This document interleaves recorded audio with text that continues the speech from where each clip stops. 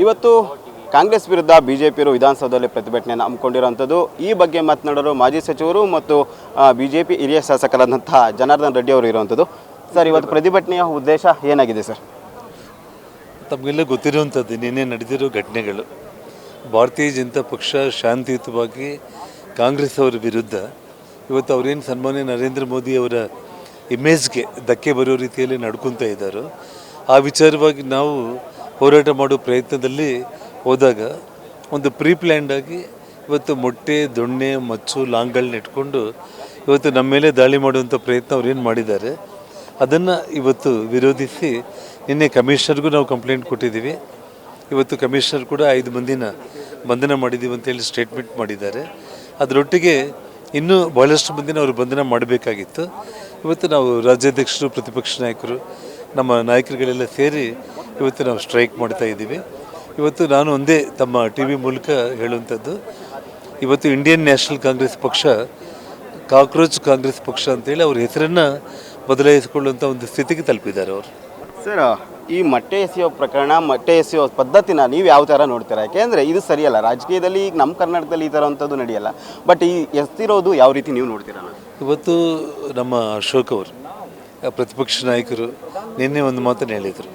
ಏನಂತೇಳಿ, ರಾಜ್ಯದ ಮುಖ್ಯಮಂತ್ರಿಗಳು ಮತ್ತು ಕಾಂಗ್ರೆಸ್ ಪಕ್ಷದ ರಾಜ್ಯ ಅಧ್ಯಕ್ಷರು ಹರಿಪ್ರಸಾದ್ ಕೊತ್ವಾಲ್ ರಾಮಚಂದ್ರನ ಶಿಷ್ಯರು ಅಂತ ಹೇಳ್ಕೊಂಡು ಆ ಒಂದು ರೌಡಿಸಮ್ನ, ಗುಂಡಾಯಿಸಮ್ನ ಮತ್ತೆ ತೊಗೊಂಡು ಬರೋದ್ರ ಮೂಲಕ ಇನ್ನೊಮ್ಮೆ ಅಧಿಕಾರಕ್ಕೆ ಬರಬೇಕನ್ನೋ ಅವರು ಏನು ಪ್ರಯತ್ನ ಮಾಡ್ತಾ ಇದ್ದಾರೆ, ಹೆದರಿಸುವಂಥ ಒಂದು ಪ್ರಯತ್ನ.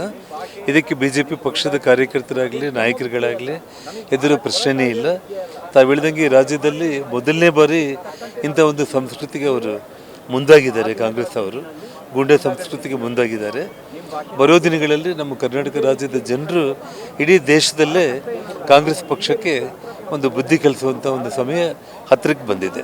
ಸರ್, ಆತ್ಮರಕ್ಷಣೆಗಾಗಿ ನಾವು ನಿನ್ನೆ ನಡೆದಂತಹ ಘಟನೆ ಹೊರತು ನಾವು ಉದ್ದೇಶಪೂರ್ವಕ ಅಲ್ಲ ಅಂತ ಕಾಂಗ್ರೆಸ್ ಹೇಳ್ತಾ ಇರೋದು. ಅಂದರೆ ಆತ್ಮರಕ್ಷಣೆ ಇವತ್ತು ಅವ್ರದ್ದೇ ಸರ್ಕಾರ ಇಟ್ಕೊಂಡು 150-200 ಮಂದಿ ಪೊಲೀಸರು ಹೆಜ್ಜೆಗೆ ಸಾವಿರಾರು ಮಂದಿ ಪೊಲೀಸರನ್ನ ಅವ್ರ ಕೈಲಿ ಇಟ್ಕೊಂಡು ಅವರು ಇವತ್ತು ಬಿ ಜೆ ಪಿ ನಾಯಕರುಗಳ ಮೇಲೆ, ಕಾರ್ಯಕರ್ತರುಗಳ ಮೇಲೆ ದಾಳಿ ಮಾಡಿ ಆತ್ಮರಕ್ಷಣೆ ಅನ್ನುವಂಥ ಪದ ಅವರು ಬಳಸ್ತಾರೆ ಅಂತಂದರೆ ಇದು ನೋಡೋದಕ್ಕೆ ಜೋಕ್ ಥರ ನಿಮ್ಗೆ ಕಾಣಿಸ್ತಾ ಇಲ್ಲನ? ಸರ್, ಅವ್ರು ಹೇಳ್ತಿದ್ದಾರೆ ನಾವು ವಿದ್ಯಾರ್ಥಿಗಳ ಪರ, ವಿದ್ಯಾರ್ಥಿಗಳ ಮೇಲೆ ಆದಂತಹ ಅಲ್ಲೇ ಅದ್ರ ಪರವಾಗಿ ನಾವು ವಿದ್ಯಾರ್ಥಿ ಪರವಾಗಿ ಮತ್ತು ನೀಟ್ ಎಕ್ಸಾಮ್ ಅಕ್ರಮವಾಗಿ ನಾವು ನಿಂತಿರೋವಂಥದ್ದು, ನಾವು ಯಾವುದೇ ಕೀಳ ರಾಜಕೀಯ ಈ ವಿಚಾರದಲ್ಲಿ ಮಾಡ್ತಿಲ್ಲ ಅಂತ. ನೋಡಿ, ಅವರು ಮಾಡ್ತಾ ಇರೋದು ರಾಜಕೀಯನೇ. ಇವತ್ತು ಸನ್ಮಾನ್ಯ ನರೇಂದ್ರ ಮೋದಿಜಿಯವರ ಒಂದು ಜನಪ್ರಿಯತೆ ಇಡೀ ವಿಶ್ವದಲ್ಲಿ ಎಲ್ಲ ದೇಶಗಳು ಅವ್ರನ್ನ ಇವತ್ತು ಆಹ್ವಾನ ಮಾಡಿ ಅವ್ರಿಗೆ ಗೌರವ ಸಲ್ಲಿಸೋದನ್ನು ನೋಡಿ ತಡ್ಕೊಳ್ಳಿಕ್ಕೆ ಆಗದೇನೆ ಇವತ್ತು ಕಾಂಗ್ರೆಸ್ ಪಕ್ಷ ಈ ಕಾಕ್ರೋಚ್ ಒಂದು ಅವ್ರನ್ನ ಮುಂದೆ ಇಟ್ಟು ಇವತ್ತು ಕಾಕ್ರೋಚ್ ಕಾಂಗ್ರೆಸ್ ಪಕ್ಷವಾಗಿ ಮಾರ್ಪಟ್ಟು ಇವತ್ತು ದೇಶದಲ್ಲಿ ಅರಾಜಕತೆ ಸೃಷ್ಟಿ ಮಾಡುವಂಥ ಒಂದು ಪ್ರಯತ್ನ ಮಾಡ್ತಾ ಇದ್ದಾರೆ.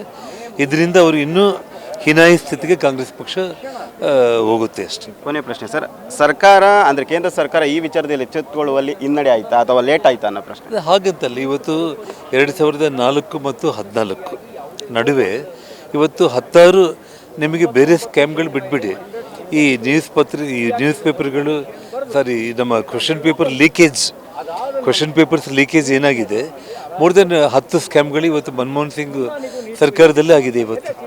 ಅಂಥ ಸಂದರ್ಭದಲ್ಲಿ ಇವತ್ತು ನಮ್ಮ ಸರ್ಕಾರ ಕ್ರಮ ಕೈಗೊಳ್ತಾ ಇದ್ದಾರೆ. ಇವತ್ತು ಫಾಸ್ಟ್ ಟ್ರ್ಯಾಕ್ ಕೋರ್ಟನ್ನು ಸ್ಥಾಪನೆ ಮಾಡೋದ್ರ ಮೂಲಕ ಇವತ್ತು ಶಿಕ್ಷೆಗೆ ಒಳಪಡೋದಕ್ಕೆ ಇವತ್ತು ತಪ್ಪಿತಸ್ಥರಿಗೆ ಶಿಕ್ಷೆ ಕೊಡುವಂಥ ಒಂದು ಕೆಲಸಕ್ಕೆ ಮುಂದಾಗ್ತಾ ಇದ್ದೀವಿ ನಾವು. Thank you sir. ಇಷ್ಟು ಶಾಸಕರಾದಂತಹ ಜನಾರ್ದನ್ ರೆಡ್ಡಿ ಅವರ ಮಾತು. ಕ್ಯಾಮ್ರಾ ಪರ್ಸನ್ ರಾಜು ಜೊತೆ KS Maruti Naik, freedom TV, Bengaluru.